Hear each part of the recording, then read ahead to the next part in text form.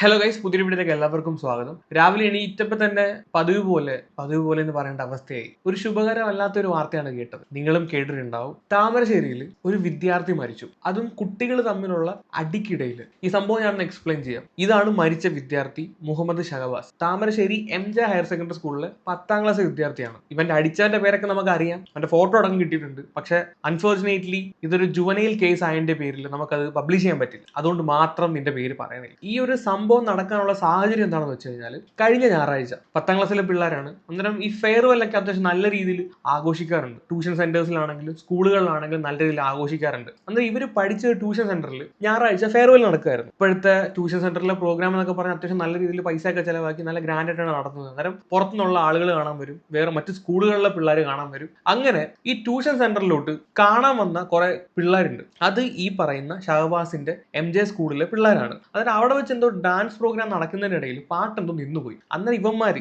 ഈ MJ സ്കൂളിലെ പിള്ളേർ കൂവി. അവിടെ നിന്നാണ് ഈ പ്രശ്നങ്ങളെല്ലാം തുടക്കം. ഇത് കഴിഞ്ഞിട്ട് രണ്ട് സ്കൂളുകൾ തമ്മിലുള്ള പ്രശ്നമായിട്ട് ഇത് മാറിയിട്ടുണ്ട്. താമരശ്ശേരി വൊക്കേഷണൽ ഹയർ സെക്കൻഡറി സ്കൂളിലെ പിള്ളേരും MJ ഹയർ സെക്കൻഡറി സ്കൂളിലെ പിള്ളേരും തമ്മിലാണ് പിന്നെ ഏറ്റുമുട്ടൽ നടന്നത്. രണ്ട് സ്കൂൾ ചേരി തിരിഞ്ഞുള്ള അടിയായി മാറി. ഞായറാഴ്ച നടന്ന പ്രശ്നം, ഈ അടി നടക്കുന്നത് ഈ കഴിഞ്ഞ വ്യാഴാഴ്ചയാണ്. ഇതിന്റെ ഇടയിൽ 3 ദിവസമുണ്ട്. ഈ 3 ദിവസം ഈ അടിക്ക് വേണ്ടിയിട്ടുള്ള പ്ലാനിങ് ആയിരുന്നെന്നാണ് തോന്നുന്നത്. കാര്യം എന്താണെന്ന് വെച്ച് കഴിഞ്ഞാൽ, ഇവന്മാർ ഇൻസ്റ്റാഗ്രാമിലും വാട്സാപ്പിലും ഒക്കെ ഗ്രൂപ്പുകൾ ഉണ്ടാക്കിയിട്ട് അവനെ അടിക്കണം എന്നുള്ള രീതിയിലൊക്കെ സംസാരിച്ചിട്ടുണ്ട്. ഈ അടിച്ചവന്റെ വോയിസ് റെക്കോർഡൊക്കെ പുറത്തു വന്നിട്ടുണ്ട്.